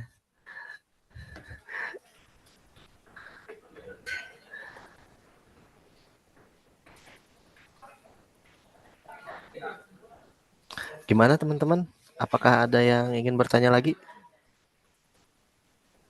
Silahkan. Nanyanya gratis nih, nggak bayar. Pagi ilmunya banyak banget nih dari Mas Wahyu dan Mbak Fitri. Siap berbagi sama kita semua.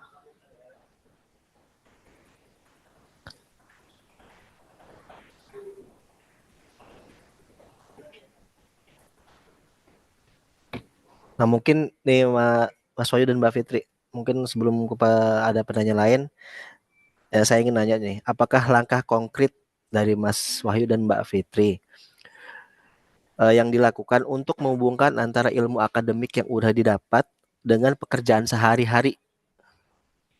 Nah itu apa? Silakan.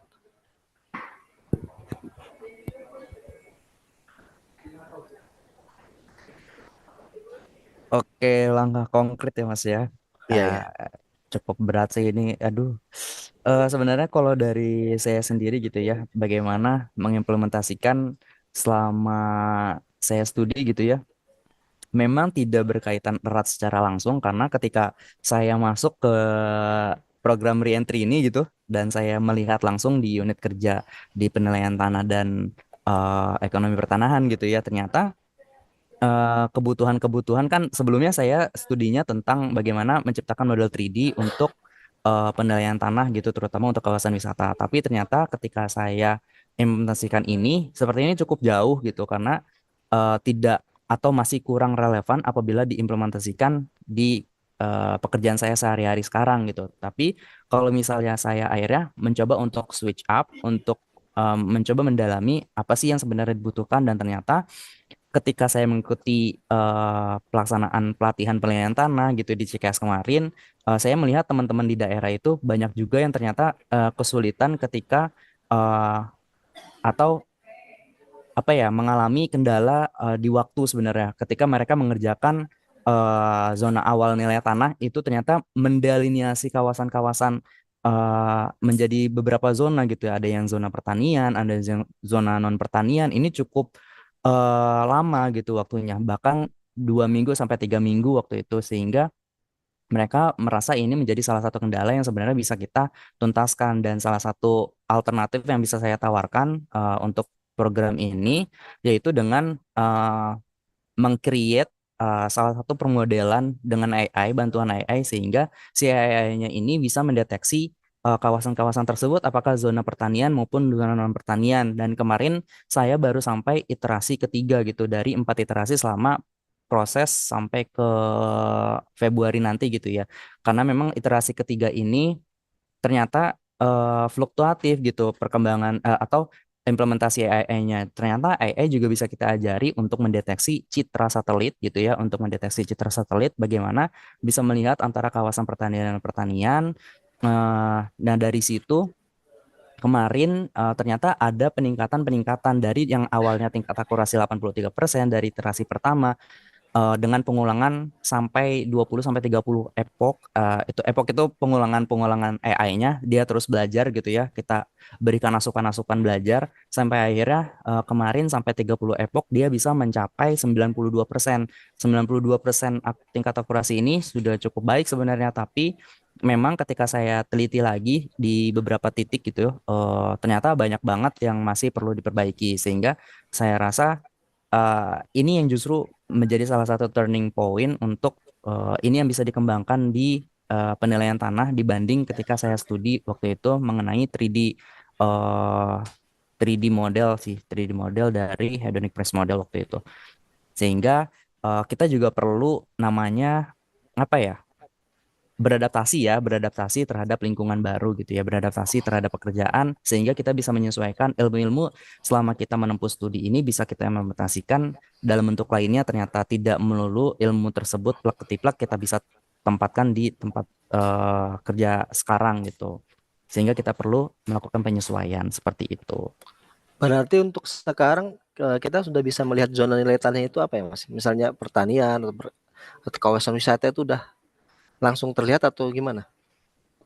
Oh enggak Mas, jadi kalau misalnya dari penelitian penelitian lagi dari kegiatan yang saya lakukan di sini ini lebih melihat bagaimana pola-pola permukiman. Jadi kalau misalnya dia secara citra satelitnya terlihat sebagai permukiman itu dikategorikan sebagai zona non pertanian gitu ya dengan Ya. label 1 gitu. Terus yang kalau misalnya dia hutan ataupun perkebunan-perkebunan itu dikategorikan sebagai zona pertanian gitu dengan kategori kedua seperti itu sih Mas.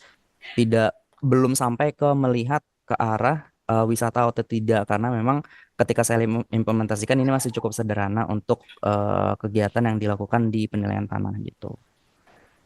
Baik, terima kasih. Gimana untuk Mbak Fitri gimana?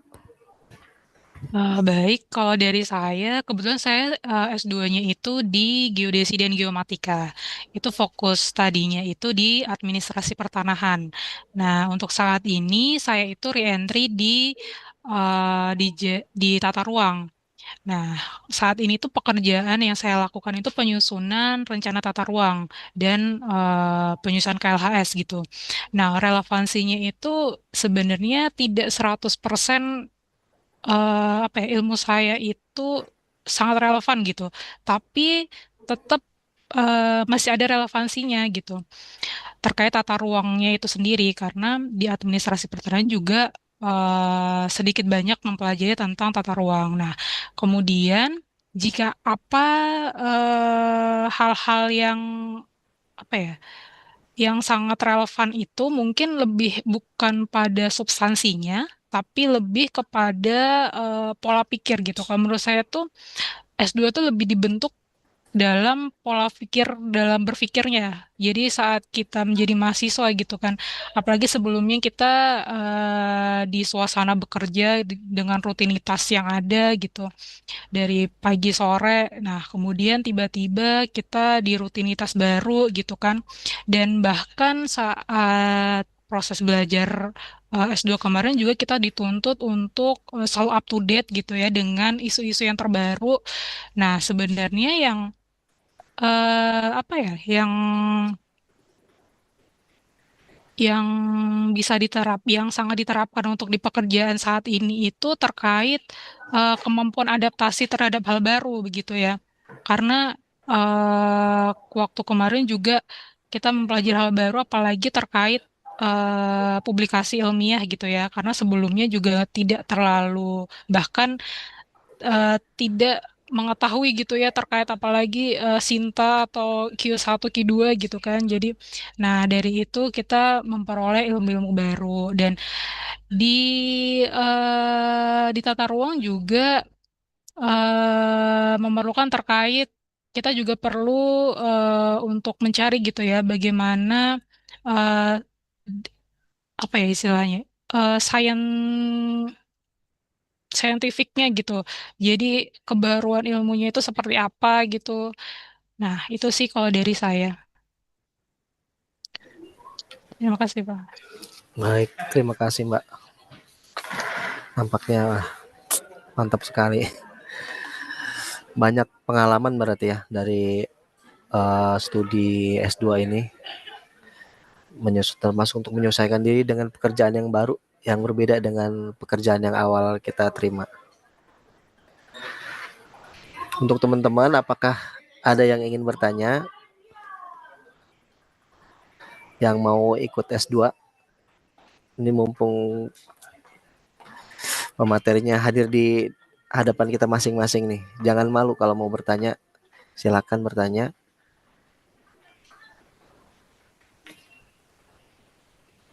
Mungkin saya sedikit menambahkan ya, Pak Al, Oke, untuk terkait tips-tips S2 gitu. Mungkin kadang beberapa orang itu menanyakan mulai dari mana dulu gitu kan mau S2 gitu. Nah, sebenarnya itu berani untuk istilahnya membaca buku panduannya dulu deh gitu. Apa aja sih yang dibutuhkan gitu dan dan kalau dari saya itu jangan malas untuk mencatat apa aja gitu karena kalau kita cuma baca abis itu udah gitu kita lupa gitu kan. Nah, jadi apa yang kita baca kemudian kita list kita apa ya bikin poin-poinnya apa aja gitu kan. Nah, dari situ kan bisa terlihat kira-kira mana dulu nih yang bisa kita siapkan gitu untuk nanti tugas belajar gitu kan. Nah, mungkin itu sih berani memulai dulu aja deh gitu sih untuk tugas belajar ini. Sekian Pak. Oh. iya Mbak. Berani memulai dan berani bermimpi tentunya. Kurang lebih begitu kali ya. Soalnya kan apabila kita sering melihat story orang-orang yang sukses, biasanya dari catatan itu diwujudkan dari langkah-langkah kecil sehingga menjadi besar, seperti kata Mas Wahyu tadi.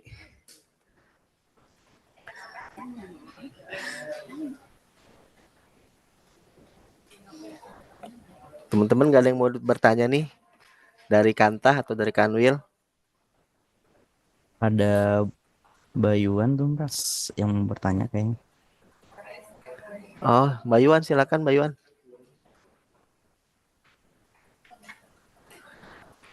Masih ini. Nah, nggak kedengeran. Suaranya nggak masuk. Suaranya nggak masuk, Mbak Yo. Ya, udah belum? Udah. Udah. Mungkin pertanyaan kepada Mas Wahyu sama Mbak Fitri ya. Eh, Mungkin setelah hari entry ini, apa saja bentuk kontribusi awal yang dilakukan sejak kembali menjadi pegawai aktif gitu? Misalkan apakah ada kayak pelatihan perbaikan SOP atau riset proyek gitu.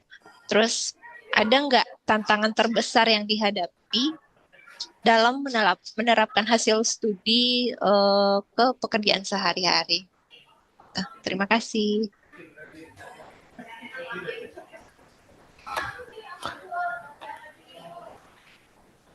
Silakan, siapa dulu yang mau jawab? Mas Wahyu apa Mbak Fitri? Silakan.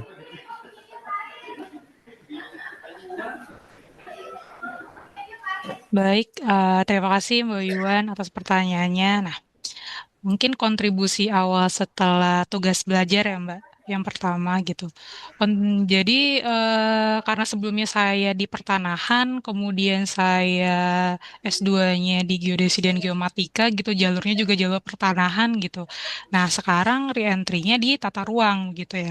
Nah, untuk di tata ruang ini saya saat ini sedang mengerjakan penyusunan KLHS, kajian lingkungan hidup strategis gitu di tata ruang. Nah, kemudian ini juga menjadi suatu tantangan bagi saya gitu. Nah, sebenarnya saya punya background PWK di S1 gitu ya, namun gapnya tuh udah lumayan jauh gitu antara S1 saya sampai saat ini gitu. Nah, ini menjadi tantangan bagi saya sih karena banyak sekali apa ya peraturan-peraturan yang baru gitu ya dan istilah-istilah yang baru, nomenklatur-nomenklatur yang baru gitu. Nah, ini tuh menjadi tantangan terbesar sih sebenarnya gitu untuk saya di re-entry ini. Tapi sesuai yang sebelumnya saya katakan gitu ya. Jadi sebenarnya walaupun S2 ini relevansinya tidak 100% gitu ya, tapi ada hal-hal yang terbentuk gitu selama kita tugas belajar gitu. Jadi mungkin karena mungkin S2 kita itu apa ya, setiap hari kita belajar gitu ya. Jadi kayak apa ya, mau nggak mau kita harus up to date lah dengan hal baru gitu. Nah, ini tuh membentuk apa ya, jadi lumayan mudah untuk beradaptasi gitu terhadap hal baru gitu. Dan ini mungkin menjadi plusnya gitu. Jadi ya cukup membantu gitu, walaupun ya tetap struggling juga di sini gitu sih, Mbak. Baik, sekian Mbak.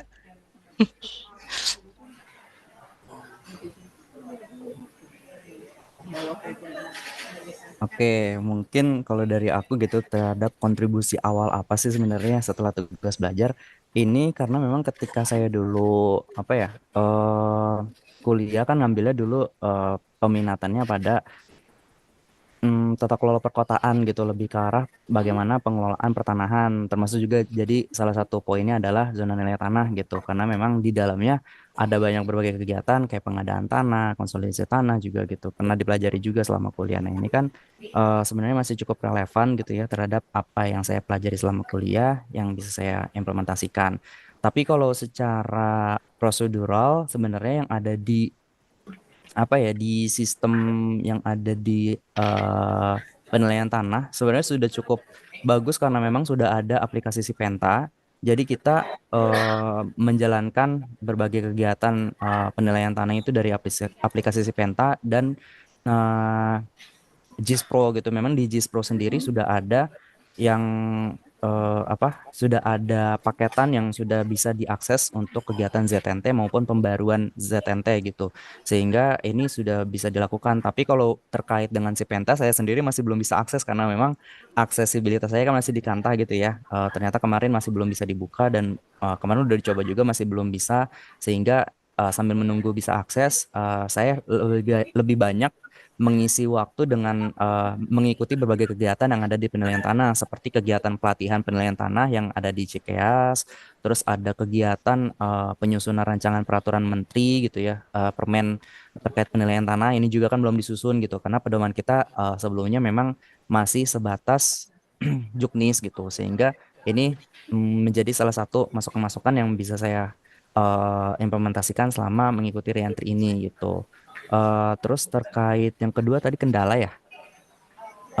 Kendala atau masalah yang sebenarnya saya hadapi ketika reentry ini sih aksesibilitas sebenarnya yang masih kurang gitu ya, karena memang kita kan masih tersangkut di kantor pertanahan lama gitu ya, sehingga kegiatan-kegiatan di sini ini masih bersifat terbatas, dan kita juga mungkin hanya bisa membantu sepersekian pekerjaan gitu ya yang mungkin masih bisa dilakukan oleh eh, orang-orang yang pegawai-pegawai yang memang berada di lingkungan penilaian tanah gitu. Sehingga saya sendiri merasa seperti itu sih. Untuk kendalanya mungkin secara aksesibilitas saja. Tapi kalau misalnya secara pekerjaan so far so good sih untuk bisa dilaksanakan, dan saya rasa masih bisa dilakukan penyesuaian-penyesuaian terhadap kegiatan-kegiatan lainnya nanti ke depannya gitu. Termasuk juga untuk beberapa kegiatan ke depan memang kita ada kegiatan ILAS. ILAS itu dari World Bank untuk kegiatan ZNT zona nilai tanah, dan mungkin nanti saya bisa banyak bantu terkait dengan hal-hal apa saja yang sebenarnya bisa dilakukan karena itu pihak ketiga yang mengerjakan, sehingga kita bisa melakukan monitoring terhadap pekerjaan-pekerjaan dari pihak ketiga. Eh, Seperti itu mungkin yang bisa kita lakukan selama kegiatan reentry ini.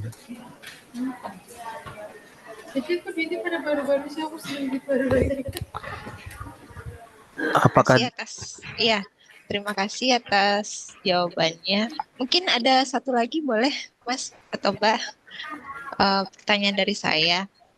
Eh, Mungkin ada saran itu buat teman-teman lain yang mungkin yang lagi tugas belajar, nanti setelahnya agar reentry mereka nanti lebih sukses, ada tips nggak gitu? Ada saran?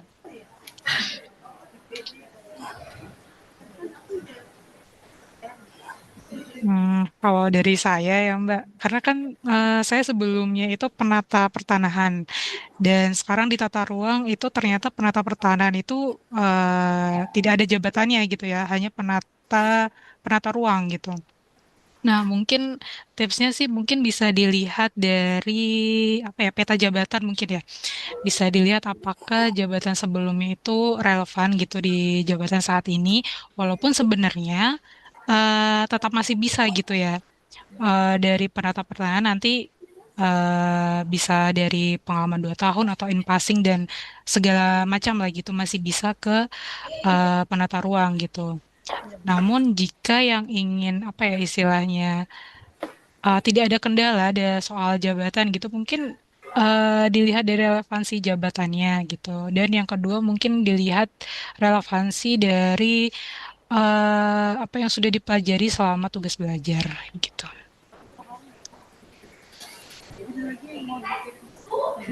Kalau dari saya sendiri, pesan teman-teman mungkin jangan pernah nyerah sih. Kalau misalnya teman-teman merasa berat banget di kantor pertanahan gitu ya pekerjaan, tetap jalanin pekerjaan seperti biasa. Nah kalau misalnya teman-teman mau, teman-teman bisa sambil menyisihkan waktu untuk terus belajar gitu ya.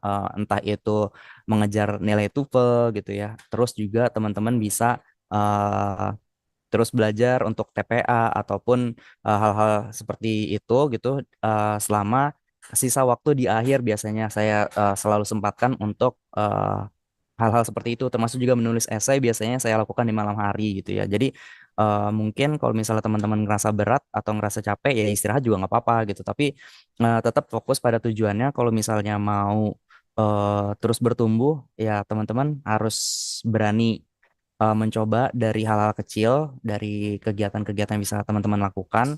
Nah, itu mungkin tanpa sadar kita sebenarnya teman-teman juga sedang bertransformasi sebenarnya gitu. Dan saya harap sih kalau misalnya teman-teman yang sedang tugas belajar tetap semangat dan gali potensi kalian selama tugas belajar, karena ternyata selama tugas belajar teman-teman bisa banyak dapat ilmu, banyak relasi juga dari berbagai instansi lain gitu ya, karena rata-rata kebanyakan juga uh, PNS-PNS, ASN-ASN yang ada di berbagai daerah gitu, sehingga teman-teman mungkin bisa kolaborasi berbagai kegiatan yang mungkin bisa meningkatkan efektivitas selama bekerja di kementerian kita gitu. Tetap semangat teman-teman. Oke, terima kasih Mas Wahyu, Mbak Fitri jawabannya. Mungkin teman-teman yang lagi tugas belajar lebih semangat lagi ya. Apa namanya? Mungkin dalam menggali potensinya. Oke, terima kasih.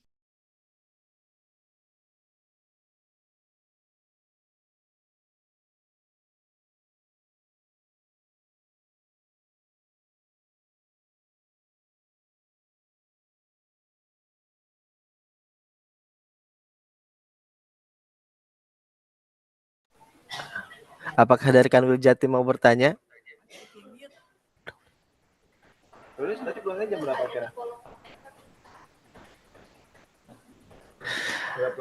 Ada pertanyaan di kolom komentar nih. Buat Mas Wahyu, izin bertanya ya, buat Mas Wahyu untuk persyaratan mengikuti izin belajar di mana sebelumnya sudah mengantongi beasiswa. Mana nih?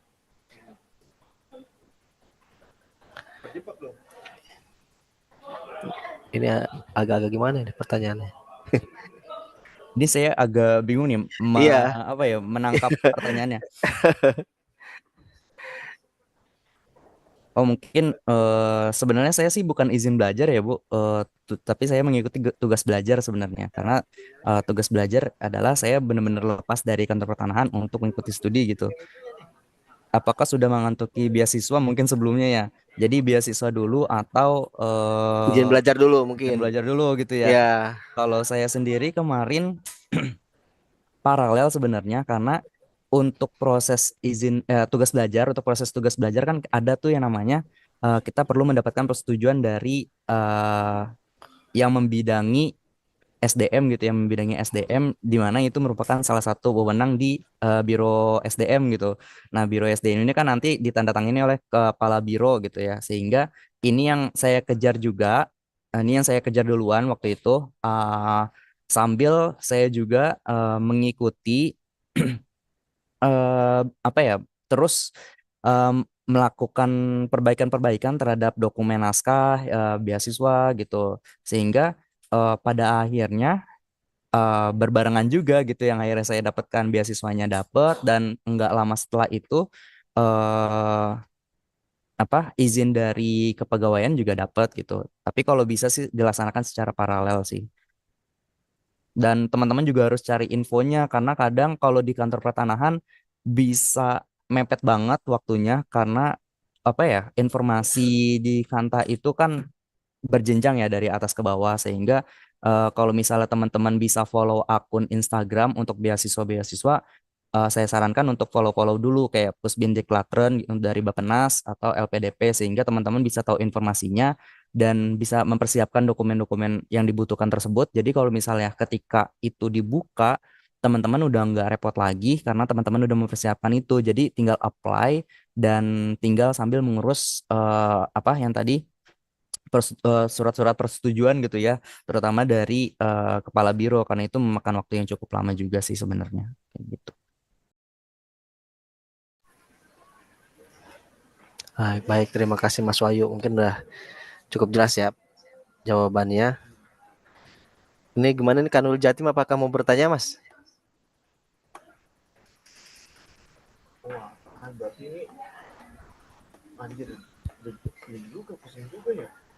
Silakan dihidupkan mikrofonnya. Jatim belum ada. Oh gitu. Baik, oke. Siap. Dari yang lain, apakah ada yang ingin bertanya? Sebenarnya ini materinya bagus banget ya, apalagi buat teman-teman yang pengen struggle di pendidikan. Yang pengen kabur ya Mas. Iya, pengen kabur. Kalau misalnya ikut beasiswa kan otomatis nggak kerja dulu Mas ya, enak ya.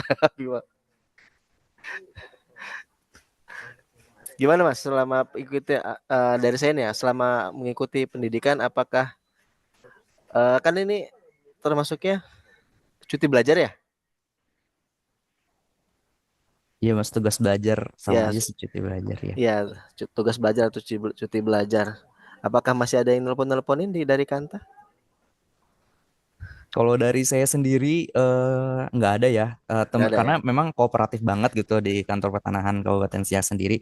Bahkan eh, dari kepala kantornya juga mendukung banget sih, sudah terbuka gitu. Karena saya lihat pimpinan-pimpinan sekarang itu sudah cukup terbuka terhadap apa ya, teman-teman yang mau tugas belajar. Jadi kalau misalnya teman-teman takut nih ketemu sama pimpinan, takutnya malah nggak dibolehin. Sebenarnya teman-teman coba aja komunikasiin dulu gitu secara apa ya, di luar jam kerja atau ketika lagi ngobrol gitu, karena memang ini penting banget ketika mereka memberikan izin gitu.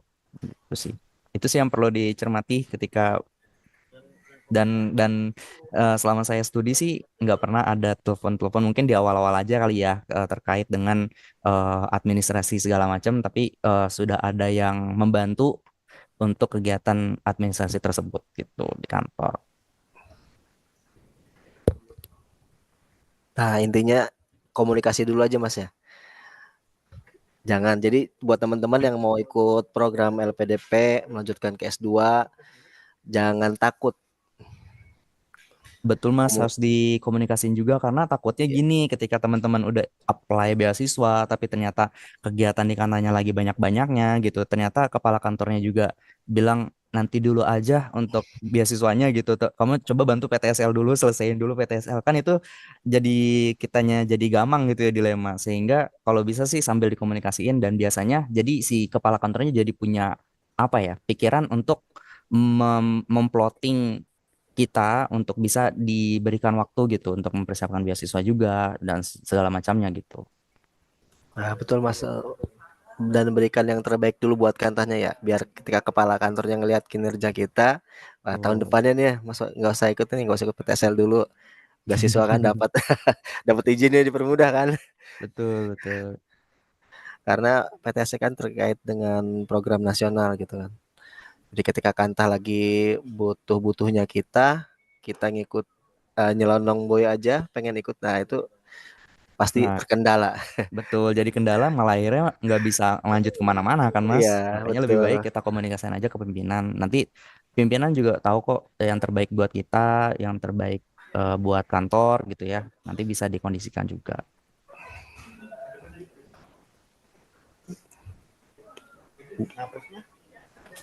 Ini nggak ada yang mau bertanya, ini topiknya menarik sekali nih buat yang PNS nih, terutama yang masih muda-muda. Jangan takut bermimpi, jangan takut melangkah.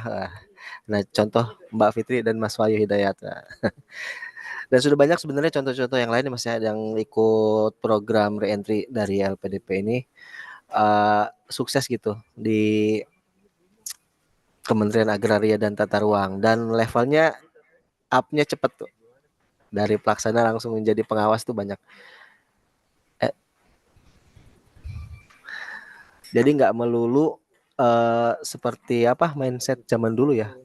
Kalau misalnya pengen naik level harus ada kenalan orang dalam, nggak melulu. Jadi salah satunya teman-teman nih di Kanta yang mungkin nggak dilihat sama siapa-siapa, ya naikin level up-nya dulu nih kayak Mbak Fitri dan Mas Wahyu Hidayat. Nanti juga akan terlihat sendiri ketika ketika teman-teman menaikkan levelnya itu seperti matahari yang terbit, sinarnya terang. Gimana teman-teman?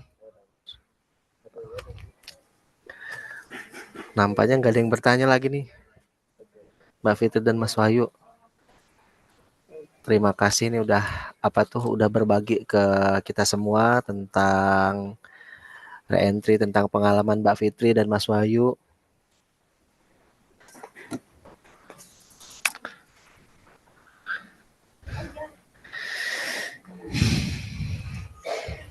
Atas kehadirannya. Dan ini Mas, saya minta saran apa yang bisa diberikan pada instansi agar reentry pegawai pasca tugas belajar bisa lebih optimal. Nah, itu gimana?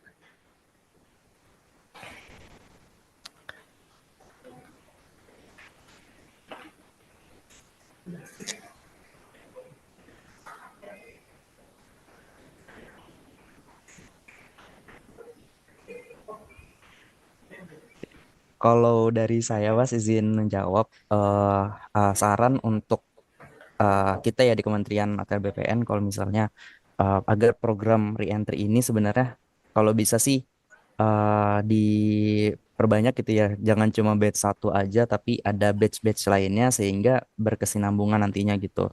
Walaupun pada akhirnya nanti ketika penempatan ya memang disesuaikan lagi dengan kebutuhan Organisasi. jabatan, ya kebutuhan ya apa yang di instansi kita butuhkan ya nanti mungkin kita bisa menyesuaikan juga gitu. Dan saya rasa mungkin karena program re-entry ini cukup penting ya karena akhirnya kita jadi tahu kalau misalnya apa yang kita pelajari itu bisa diimplementasikan secara langsung gitu ya di ranah ranah kebijakan gitu. Karena ketika di kantor kan kita cuma sebagai user. Nah, sedangkan ketika saya di sini lebih banyak berkoordinasi terkait dengan kebijakan-kebijakan yang ada gitu. Jatuhnya adalah kebijakan yang memang bagaimana kita menyusun peraturan-peraturan kayak gitu. Ini salah satu hal yang baru buat saya dan cukup sangat meaningful ya, sangat fruitful banget buat saya untuk kedepannya bisa menjadi pribadi yang lebih baik gitu. Dan saya harap re-entry ini nggak putus sampai sini, tapi kedepannya bakal ada terus gitu. Kalau dari saya sih mungkin lebih ke skema re-entry ya. Karena sebenarnya sebelum proses re-entry ini juga saya tidak cukup informasi begitu ya. Tapi sudah dapat spill sedikit gitu dari beberapa teman yang sudah re-entry gitu. Nah, waktu itu disampaikan bahwa salah satu syarat re-entry itu harus kumlot gitu ya, Pak Al. Jadi saya cukup ambis gitu waktu S2 gitu ya. Biar kumlot biar bisa re-entry gitu dan alhamdulillah sih bisa re-entry gitu sekarang gitu kan. Nah, mungkin kalau dari saya sih mungkin skema-skema yang perlu dilakukan gitu, apakah persyaratannya harus bagaimana, kemudian terkait kapan dibukanya gitu-gitu sih Pak, yang mungkin lebih informasi yang dibutuhkan gitu sih. Oke, terima kasih. Intinya mah yang pertama harus ini juga ya, apa? Supaya ikut re-entry harus kumlot juga gitu kan. Tapi kan udah tanggung kalau misalnya udah ikut LPDP, ikut dapat beasiswa nggak kumlot itu kayak gimana gitu kan ya? Ya nggak Mas Wahyu? Iya, Bos, sudah kepalang tanggung mending Iya digaskan aja gitu ya yang udah terbaik lah. kepalang tanggung nyebur ya langsung diberikan yang terbaik dari kemampuannya. Oke, terima kasih ini buat Mas Wahyu Dayat dan Mbak Fitri Nur Cahyani atas kehadirannya pada hari ini telah memberikan kita banyak informasi tentang eh, penerapan reentry dalam pendayagunaan hasil belajar. Terima kasih atas kehadirannya. Semoga makin sukses buat Mbak Fitri dan Nur Cahyani, buat teman-teman semua juga yang ada di Kantah ataupun Kanwil, jangan putus asa dalam apa eh, melanjutkan pendidikan. Ingat tadi kata-kata mutiaranya dari Mas Wahyu, menyeimbangkan antara karir dan mimpi akademik, memulai sesuatu dari hal terkecil untuk menjadi besar. Sebelum coaching klinik pada hari ini saya tutup, izinkan saya membacakan pantun, boleh Bapak Ibu teman-teman sekalian dapat menjawabnya. Ke pantai sore membawa kopi, Cakep. melihat sunset warna pelangi. Momentum baru untuk berbenah diri, langkah mantap memulai reentry. Baik, terima kasih semuanya. Sehat-sehat selalu, sukses selalu. Wabillahi taufiq wal hidayah. Wassalamualaikum warahmatullahi wabarakatuh. Waalaikumsalam warahmatullahi wabarakatuh. Terima kasih Pak Al dan rekan-rekan semua. Terima kasih. Sukses selalu buat semuanya.